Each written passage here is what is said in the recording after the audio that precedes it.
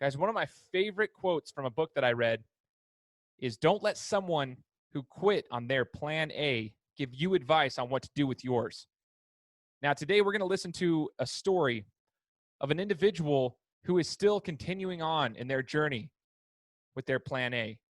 This interview is going to be perfect for any athlete that's going through something right now. Maybe you've gone through some hardships. You might not have made the team, or you might not see what the future holds. You have these aspirations, but you're not sure how you're going to get there.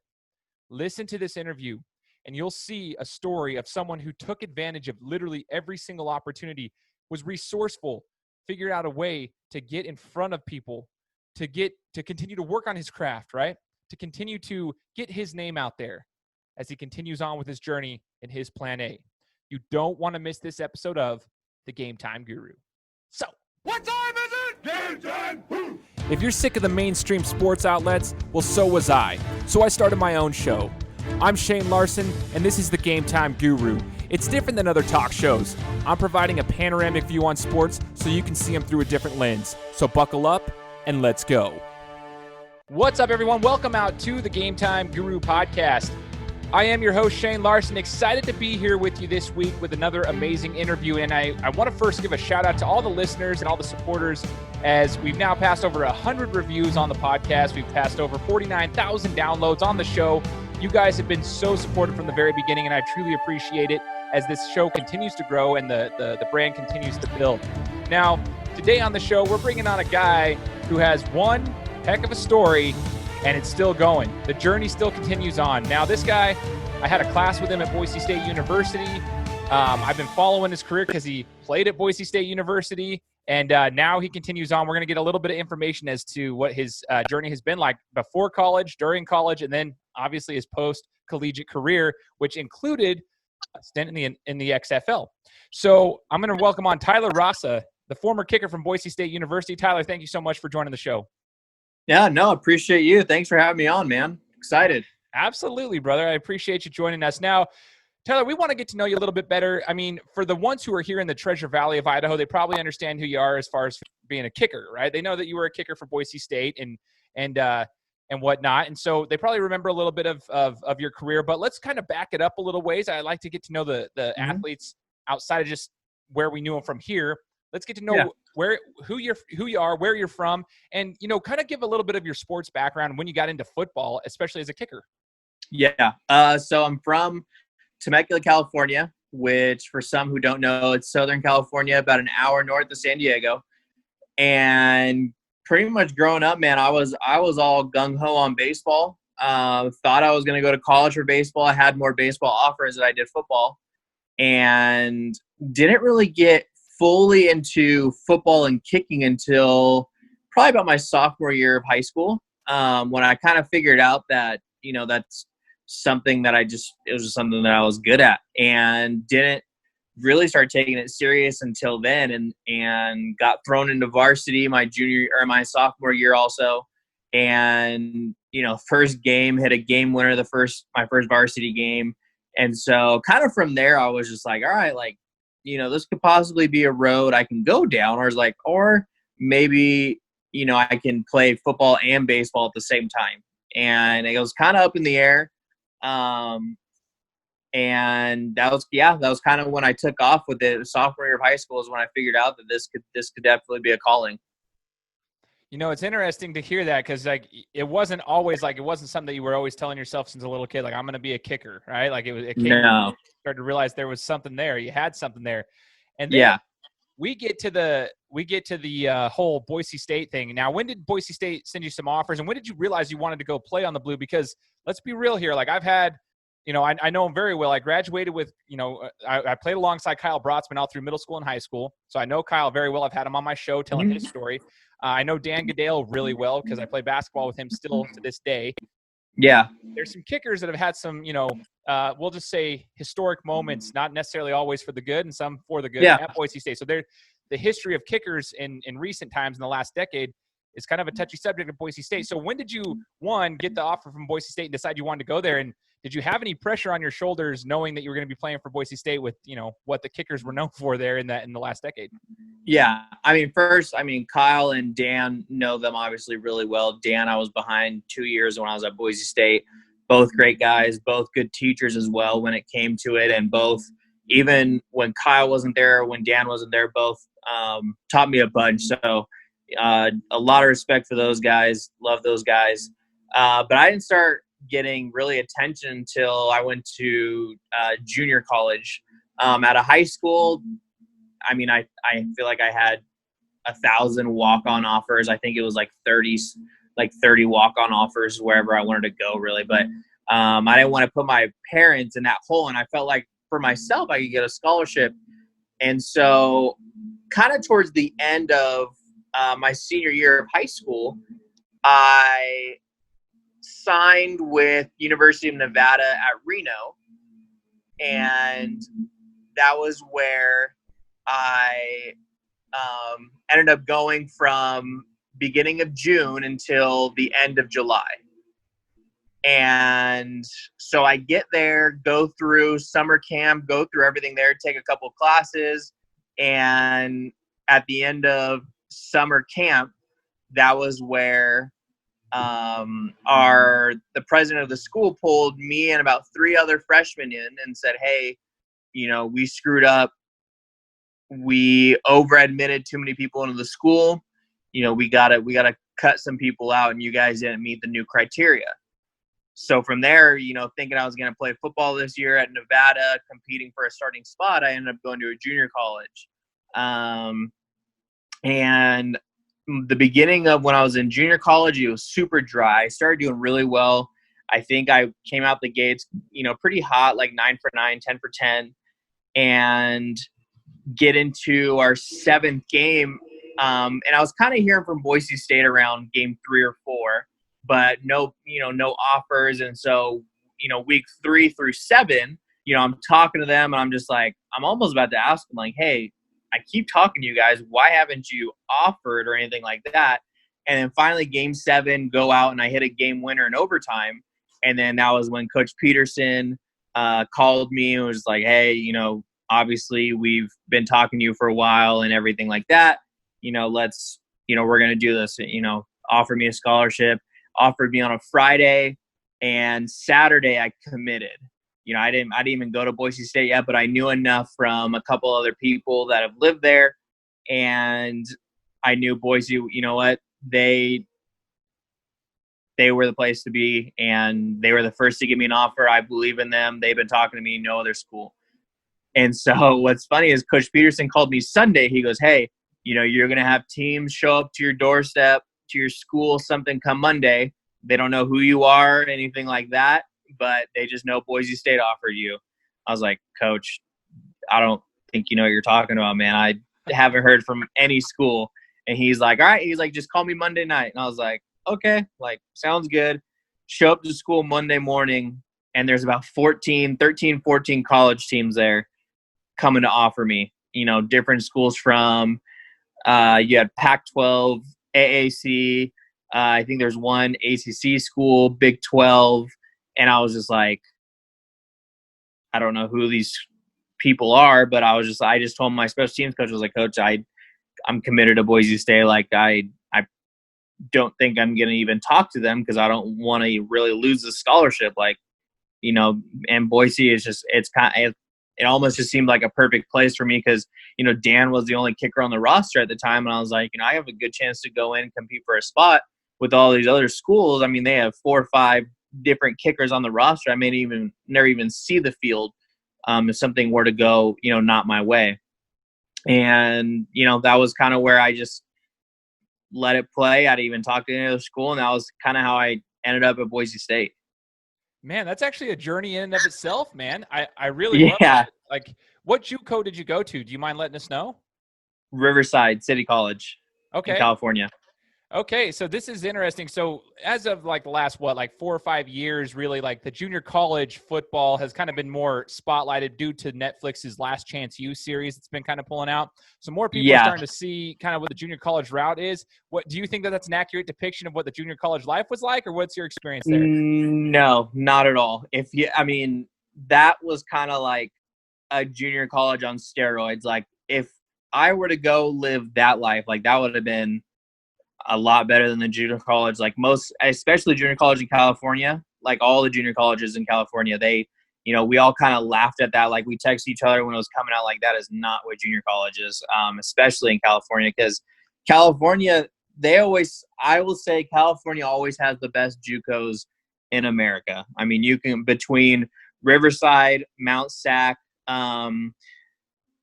Butte in Northern California, all those, Aaron Rodgers went to Butte, and those junior colleges. I mean, it's a lot different. It's not like a regular college life. Like you don't get put in dorms.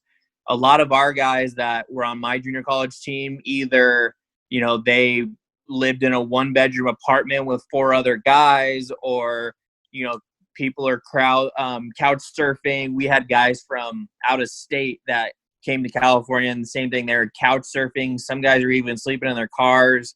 I mean, if they were to highlight California JUCOs, I think that would really open up people's eyes to like, okay, we got to fund junior colleges, not just high school and college, like regular colleges, universities, because especially the junior colleges in California and Riverside, like weight rooms.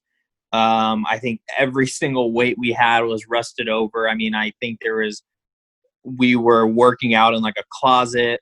Our locker room was wide open to where when we were at practice, sometimes you had guys coming in and people taking stuff out of our lockers. I mean, it was a completely different experience than what I thought, but it was something that it built me into a whole different person from just those experiences itself. But the junior college in California is a whole lot different than what it was on Last Chance U. Man, super interesting insight there too, and I'm glad you shared that with us, because that's what we want to hear. We want to hear the real stuff, man, and just kind of see Yeah. the raw details. So that's super interesting to hear from someone like yourself that lived it, and you were Yeah. part of that experience. Now, you get to Boise State. One question that I do have here about your collegiate experience is, people talk about the JUCO game compared to the D1 game, even like if they're at a smaller college from a Hmm. smaller conference, just the speed of the game, going from high school to the collegiate level. Sometimes the speed of the game is a lot different for a lot of players. Kicking is a specialty, right? Like Hmm. but did you notice any difference from that aspect, or was kicking just kicking? You just had to eliminate the rest of the stuff on the outside, such as the crowd and the speed of the defenders and everyone else. Like, is kicking just kicking regardless of where you're at, or was there some It's differences? Yeah. I mean, kicking is always kicking. It's kind of once you just have to adjust to your environment. Obviously, from junior high school and junior college to Boise State, the crowd is going to be a difference. But you have to adjust in the speed. The speed is a little different too, because from high school, you can get away with your get off time being around like 1:4 or something, because guys aren't that fast. When you get to junior college, you gotta kind of speed it up a little bit depending on who you're playing, and just the speed around you. But at Boise State, we had to be 1:2, 1:25 get off time, which is, I mean, from snap to hold the kick, getting it off in 1 second, 1.25 seconds. And so that was kind of a little bit of a difference there, something to adjust to. The crowds obviously is a little bit, it's because you can't pay attention to it. Once you start paying attention to it, that's when everything kind of just goes everywhere, and the focus just isn't there, and you see some weird things from people. And then 3, I think it's just kind of just another kind of pressure, because people are actually watching on TV also. It's not just people in the crowd. You have people watching on TV, you have your teammates, and then your coaches are kind of, their jobs are on the line with what you're doing as well. So there's just kind of a whole nother element to it. But at the end of the day, if you can zero those things out and kind of clear your head on what's going on and just stick to kicking, there's not a whole lot of adjustments. Man, it's super interesting. And now, like, what I've always kind of thought, just knowing kickers in my life, like I mentioned Kyle Brotzman earlier, like I've grown up with him my whole entire life. Yeah. Just kind of like knowing these people and just knowing your guys' is like the importance of that. What you just mentioned right there, these outside pressures, these what we call invisible pressures, but there's just all these things that come across that people don't really realize. Like this is the honest truth. There's a quarterback that has to really like deal with the mental side of things. But then kickers and quarterbacks really do have to handle some of the similar pressures that people don't really realize. They're like, oh, they're just a kicker. No, that's not true. You've got a lot of pressures outside of you. Quarterbacks and kickers, in my opinion, are the two main positions in football that really have to like work on their mental game in that aspect to be able to zero those things out. Is there any tricks or anything that you've learned to help you kind of focus in, Tyler, like when you're kicking the ball and you're dealing with those invisible pressures, so to speak, or not necessarily invisible, but like you mentioned, those different pressures that you mentioned before? Yeah. I mean, a lot with kicking, I always say, is about 70% mental, 30% physical. You have guys that can send some balls to the moon, and as soon as they get in the game, you're just like, you're a whole different kicker than what you are in a game. Like, what are you doing here? You have a practice All-American. But it's kind of, I mean, really, you always have, for me, it's always been like a pre-snap routine that I want to do the same thing every single time. And then once I get to that spot where I'm comfortable after, 3 steps back, 2 steps over, once I get to that spot, once I'm there, I kind of just zero out. Like, I don't want to think about anything. I just want to have muscle memory take over from what I practiced, a million times before, and not think or look at anything. And I had to learn that early because my first practice at Boise State, didn't, trying to figure out who guys are, didn't know a whole lot of guys on the team yet, just trying to figure out names. You have DeMarcus Lawrence, who's right in the middle, who's screaming at me. And I'm just like looking at him like, this is one of the biggest guys I've ever seen screaming at me right now. Like, all right, here we go. And actually I made the first one, and he came up to me and he hit me on the helmet. He was like, good job, whatever. I think I was concussed after that. But it was really good. But yeah, no, it's definitely, some guys are a little different. Some guys, they want to think about different things as they're approaching, stuff like that. For me, once I get to my second step, and I get ready, I just want to zero out, man. I just want to let muscle memory take over. And it's one of those things where as soon as I get to that spot and I say yes to my holder, it's almost like a blackout period for me where I just don't remember until I see the ball in the air. Totally, man. Oh, it's so interesting. Like, I've been studying up on this. It's a book called It Takes What It Takes by Trevor Mowat. And Trevor is Russell Wilson's mental consulting coach. He works with different programs such as Alabama, Florida State, Georgia, on the whole importance of neutral thinking. And he teaches like Russell Wilson the importance of like, for example, like focusing on the now, understanding the past is what it is. If you made a mistake through an interception, okay, acknowledge that, but you truly can only focus on the now and not focus on the future either. I think it's a similar thing for you as, I guess, everything you just said right there. I mean, you're going to make field goals. You're going to miss field goals. There's going to be a lot of on there, but you've got to kind of like zero in and just hone in on that one moment. Now, at Boise State, since I am a Boise State alum, and I've got a lot of friends that are too. I mean, I've been going to Boise State games since I was 6 years old, and just born here in the Treasure Valley. Let's just say, what's your top 3 memories at Boise State? Maybe the top 3 games, or just top 3 memories that you have. I'm not sure if that includes your infamous self high five that's been all over the media. I mean, it went viral. That was awesome. Sports Center, everything. And I loved how you owned it. Like, you've owned that and like used it. I love it. Just like, okay, and just go. So what was your top 3 moments at Boise State? My first one would probably be when we won the Fiesta Bowl in 2014. I would put the Fiesta Bowl and Mountain West Championship in the same one in 2014. Definitely one of my favorite. And number 2 would be kicking my first PAT. And that was actually that 2014 year. It was against Wyoming. And that kick, it started like blizzarding during the game. And it was in the fourth quarter. We're up by 60 or something. And that was when they're like, hey, you can go kick a PAT if you want. I was like, oh, heck yeah, I do. And so go out there and, I look up at the field goal for PAT and I get snow just all in my face. I was like, all right, I'm just going to kick it straight. Something that I always remember, just super cool for me. And then a third one would probably be, if I had to choose, I mean, there's a lot of thirds. The self high five is always funny. I mean, it was one thing. It was just, we always did stuff like that on the sideline. I think that's my third would probably be all the stuff that us specialists did on the sidelines, not even during the game, just because there were so many different games that we came up with that we did just stuff to just stay busy, because sometimes those practices go forever. And so we just had to come up with different unique ways, one, to stay busy, and so we'd look busy, and just the different kind of stuff that we had. That was almost kind of one of my favorite parts of the day, was just going to practice, because we would do stuff in the beginning, and then sometimes we would have about an hour and a half of just doing whatever. And it's just a getaway. It's a getaway from having school and sometimes from life, and it's just us on the field, just guys being dudes. So that's always like a third memory right there, you can say.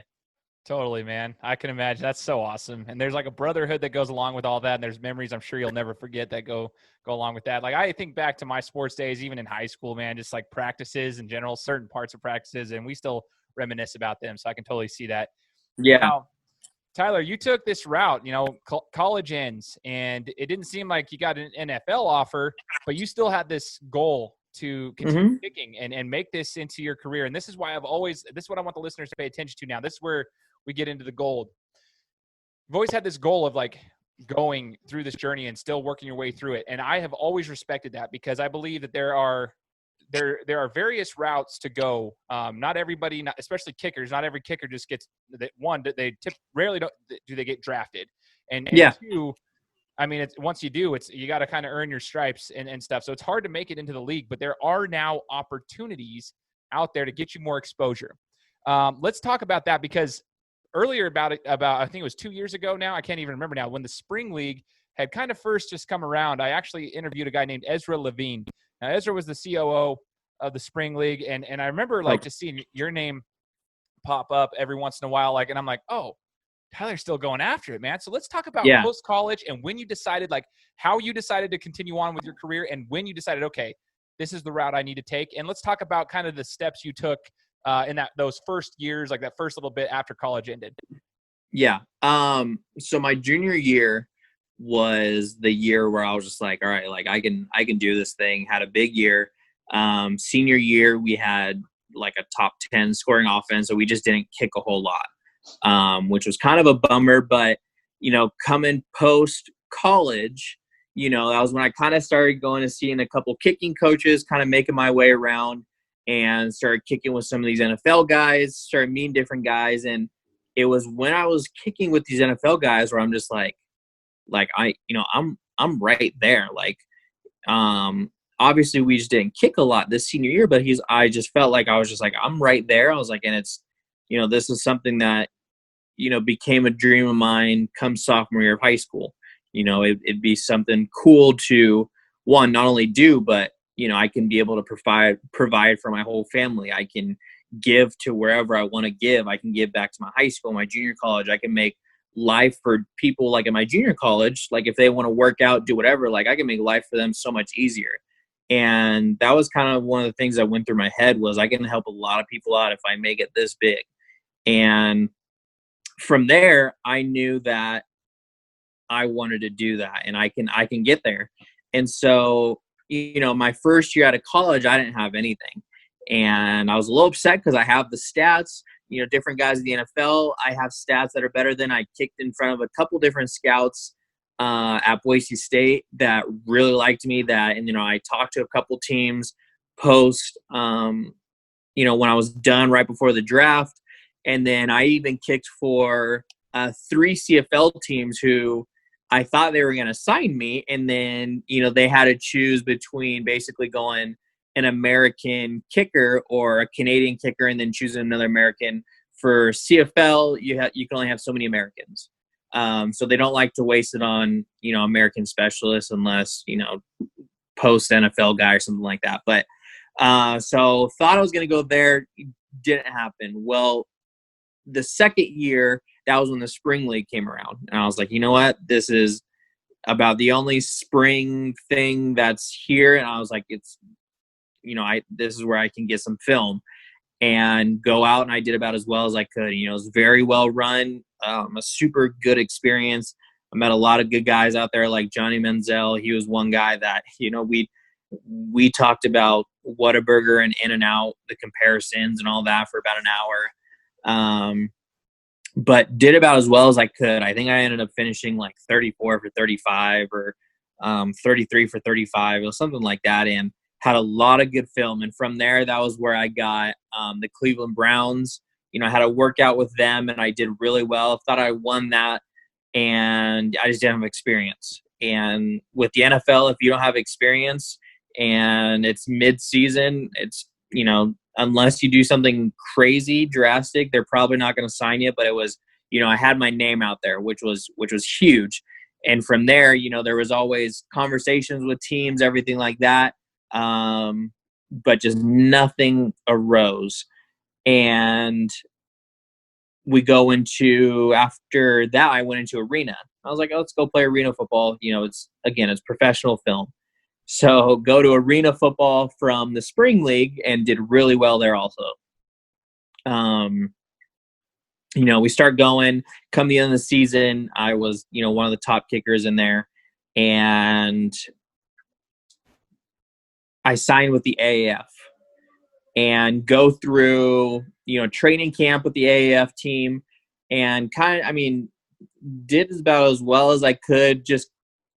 I just think they had a guy in mind who was signed with an NFL team, and they ended up just wanting, he got released and they went with him. I think it was already a predetermined type thing, but, something that I couldn't control. I did about as well as I could there, and they went a different direction. So I got cut from the AAF, which was a bummer, but, just kept going forward. As soon as I got cut, that was when I worked out with Chicago.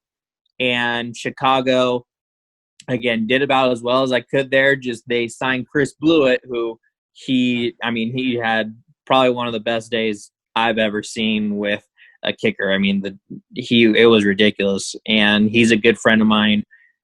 But had about as good as a day as I could there. Nothing happened. Went and played arena football again.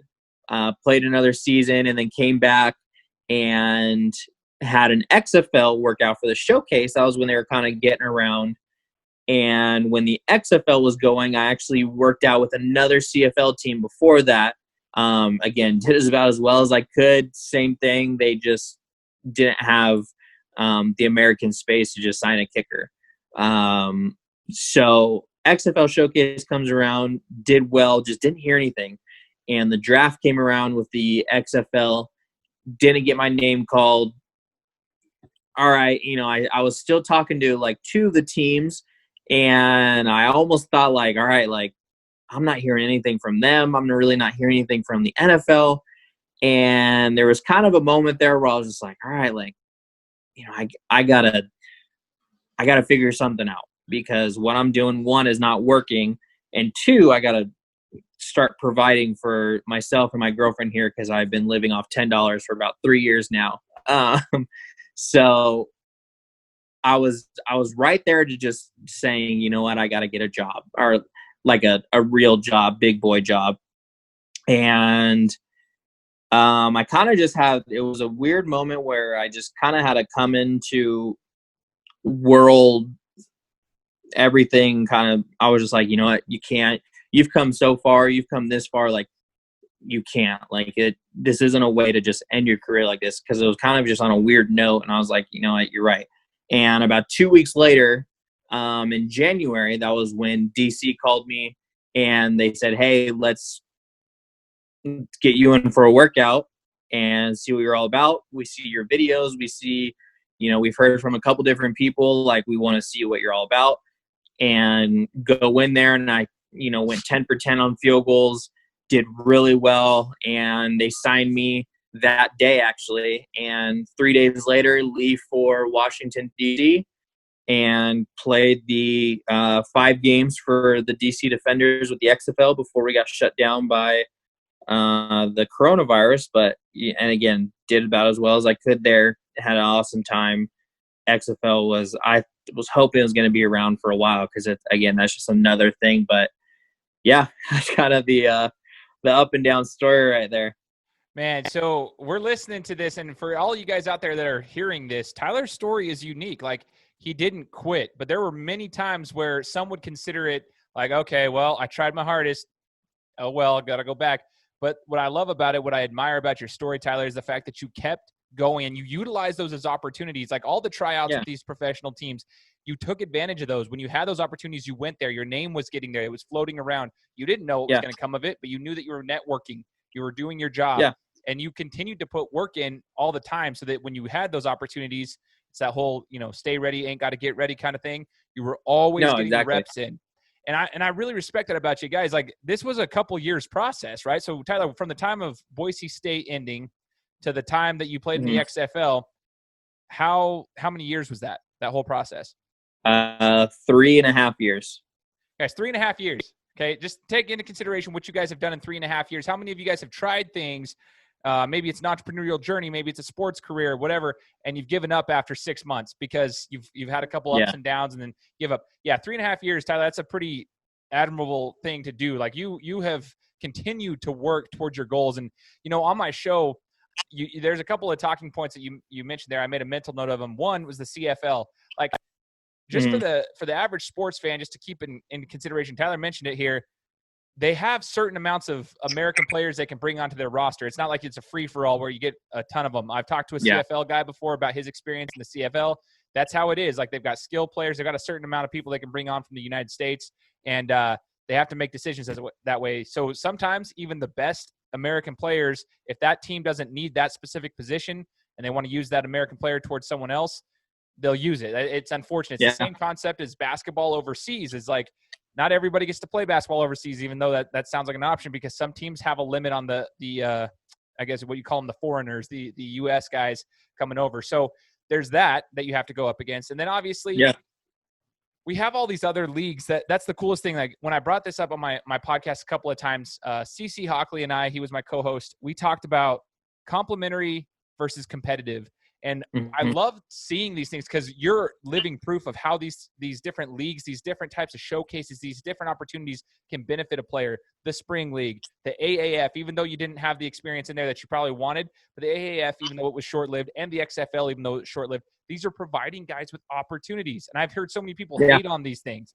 Like, this isn't the same. The XFL is so dumb. It's not good. It's not good competition. I beg to differ. I actually thoroughly enjoyed it. I thought the competition was good. I thought the game speed was there's good. a lot. Yeah. In the XFL, being there, and you got to play with Cardale Jones, have you? Like, that was one of my favorite players. I'm a Buckeyes fan, so I know it's crazy. I'm a Boise State alum, but I'm a Buckeyes fan since I was in the second grade, third grade, fourth grade, whatever. So you got to play with some big-time talent. Like, there was good talent there.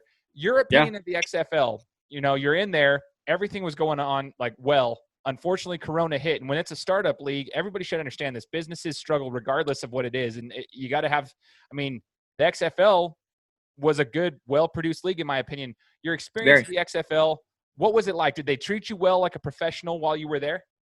Oh, yeah. It was about as professional as it comes.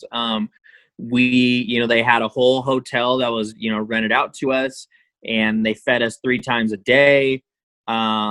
Meeting rooms, training rooms, locker rooms, facilities. It was the whole 9 yards that they went out above and beyond with for us. And again, it was about as professional as it can be.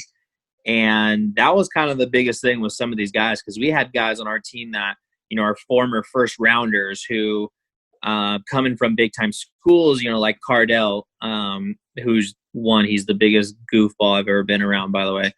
But he's a super good guy. But yeah, that was kind of one thing that, some of these guys said that it was more professional than they thought it would be. Everything was kind of well run. There was no like loose ends and stuff like that. Nothing where, they weren't telling us different stuff. Everything was laid out on the table. We knew everything that was going on. And that was kind of the big thing with some of the guys on our team, especially, that they appreciated was everything was up front with us, what was going on, and what was going to happen. And especially with the games too. I mean, the games were about as clean as you can get it too. I think there was only, maybe one or two games that they had like a scuffle go on or something like that. That happens. It's a contact, it's a violent sport. Stuff like that's gonna happen. But with our games, I mean, they were about as clean as they could be, and that was what made it really fun too. And there was different aspects to the game that mixed it up enough to where it almost seemed like it was like a foreign game almost. Between the kickoff, between the play clocks, between what happens in different scenarios with penalties. There was a lot that played into it that just made it a little bit different. And what they did with like the touchback rules, especially, that changes field position. So there's different strategies. You had guys going for fourth down, on fourth down more, and it just made that much more exciting. But the biggest thing was it gave guys like myself, guys who, maybe didn't have the best opportunity in the NFL that got, sent back, or guys that just want to prove themselves again, like myself, gave us a chance to play at a more professional level than what's even provided, but it's almost like a minor league system, like with baseball. It's something that we need, and the film we need to prove that, we can do it at the highest level. Totally, man. One of the things I loved about watching your guys' games too was, and this was a big difference between the XFL and the AAF, in my opinion, was the crowds. They found ways to get those stadiums to have fans there. Granted, you can't always fill out a stadium. It's a new league. It's hard to do so, but they found ways to do that. DC, you guys had some cool fans. It was almost like a soccer stadium it was like a soccer crowd, if you will. And I saw other ones like Seattle's had their fair share of people there, and it was just fun. They found ways to get crowds there to make it more exciting, more enticing. And then again, I love the fact that they made it complimentary. They were trying to make it into a progression system so you can get those reps. Do you feel, Tyler, just being part of the whole thing, do you feel, had coronavirus not hit, do you feel it would have had a little more longevity in that regard and had more success? What are your personal opinions there? Oh, 100%. I think it would have went on for at least 5 more years. I mean, I think just between those 5 weeks, it generated so much buzz throughout the sports world that it definitely had some feet underneath it through the 5 weeks. And you kind of saw at the end there too, only through 5 games, they were pretty much right there to be able to provide for us through the end of our contracts, everything like that. I mean, it just wasn't until the NFL kind of started announcing, saying, hey, we might push back into spring. Major League Baseball might even be talking about going into spring and different sports like that. Well, at that point, when most of your money kind of depends on TV and stuff like that, that's going to hurt a professional league. And that was where I think he recognized that and he cut his losses. And there still could be another owner of it. I know they're going through the bankruptcy where they do bids and stuff for it. So it could possibly come back. That we don't know. But no, it was awesome, man. I loved it. And I really do hope it comes back. Awesome. I was just going to say that, as a football fan, for me personally, I love when guys get an opportunity to play the game that they love, right? So basketball has it, baseball has it, but the NFL is the monopoly of football. I love the NFL, but it's very difficult, and we've seen it time and time again throughout the history, the USFL, the AAF. I mean, we've had so many leagues, and I think the difference with all those leagues is that they were competitive to the NFL rather than being complementary to the NFL, and that's where the XFL model was a tad different. They were kind of trying to make it that way where it was complementary, like, let's get these guys the reps they need, and then when the contract's over, they can go with you guys, but they were trying to work a little thing there. Do you feel like, I mean, obviously the XFL, if they can make it back, but do you think that it's possible in the United States with the NFL as the professional organization for football, do you think it's possible to have another professional league that pays their players a livable wage to be complementary and coexist with the NFL? One, it would have to be, I think with the XFL model, you got to have it exciting. You got to have, just different variables that make people want to watch it. And then two, I think the NFL does need to sponsor it. If the NFL sponsors it, then they can go for however long they want to, because that's the big thing. NFL is, they're the money makers, or the breadwinners. And I think with that, you have guys who, like PJ Walker, who absolutely lit it up. And all of a sudden he's a guy now who he can go into Carolina competing for a spot, for a starting spot. Yeah, Teddy's there, but the things that, PJ Walker displayed are, stuff that teams look at. They could even get some trade value out of him if something doesn't work out. But he's a guy that, came out of there. And people, if you think about it, like with baseball, Mike Trout didn't just make it to the major leagues. He got called up mid-year with the Angels because somebody got hurt. He was even there. He got called up mid-year because somebody got hurt. So there was that minor league system, could possibly even work with the NFL. And I think if people look at it like that, like, Mike Trout, who when he's done will be arguably the best of all time, he wasn't there right away. He had to go through a minor league system. But I think that's the NFL has to sponsor it in order for it to be something that can go, 3+ years. Totally, man. And the last question I got for you in regards to the XFL model too, like I brought this up when the XFL was still going on, and I would like to get an opinion of a player. So the NFL, in that regard, there were like stipulations, like they wouldn't allow like practice squad players to go into there were certain things in their contracts that wouldn't allow those guys to go into the XFL, that kind of thing. There was like a lot of regulations in regards to that. That's why I was hoping we could see maybe some agreements work out with a league like this. But in your opinion, would you, as a player, if you're on a practice squad in the NFL, would you rather be on a practice squad? Obviously, they get paid a decent wage if they can continue to stay on that practice squad. We know that. Or would you rather get the reps like you were getting if the XFL was a sustainable league and we knew that was going to have the longevity and we knew it was going?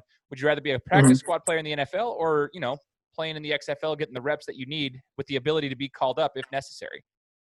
One, I think it would depend on how much you're getting paid to be on the practice squad. Obviously, a lot of guys are different with how much they're getting paid.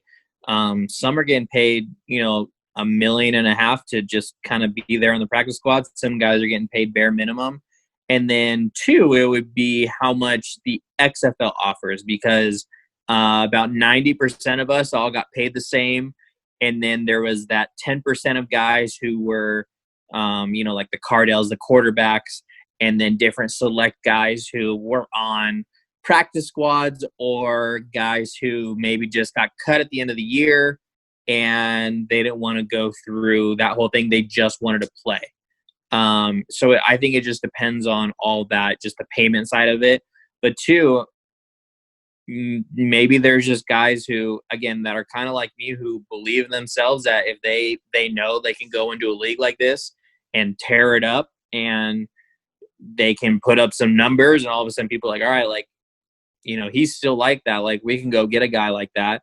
It just kind of depends on who you are and what you believe in with yourself and how much you're getting paid. I think those are kind of the variables there. Totally, man. And this has been an awesome interview, Tyler. And I apologize for going over the time. I just really appreciate your insight. So I guess we'll allow you to close it off with this. So you've had an exciting journey up until now. What's next for Tyler Rausa? Well, we are waiting for the NFL facilities to open back up again, because that's where they're going to be having workouts. That's where they'll bring us in, because there's been dialogue with different teams. It's at this point they want to work me out because they've seen me professionally. They want to see me in person now. Make sure that I can still do it. But the journey's not over, man. There's still goals that need to be met, and there's still a lot that I want to accomplish. So we're still going. Perfect, man. And where can we follow you to kind of follow your journey for the listeners that don't follow you already? I'm on all social media. On Instagram, I am Good Eats with a Z _RAUS. And then on Twitter, I am T_Rausa, RAUSA. And then Facebook, Tyler Rausa. Don't really go on Facebook a whole lot, but Twitter and Instagram I use a bunch, and that's kind of where I put all my stuff. So, baller, man. Appreciate you. I'll make sure to put those links in the description so you guys can see them, and you can go follow Tyler on his journey as he's continuing to move forward and, like you said, meet those goals that he's got. So, again, we just want to say thank you, Tyler, for joining the show. Yep, I appreciate you, man. Thanks for having me. Absolutely. And you guys know the drill. Make sure that you're subscribed to the podcast. If you like this interview, make sure to share it with your friends and family, anyone who's a fan of the sport of football. If you know kickers out there or anybody who's trying to accomplish their dreams and go along with the journey, make sure to share this story with them, and we'll talk to you guys next week. Guys, thanks so much for listening to another episode of my show. Now, if you could go and do me a favor, head over to iTunes, give me 5 stars, and leave me a review. It would be greatly appreciated. Thanks, guys. Appreciate your support.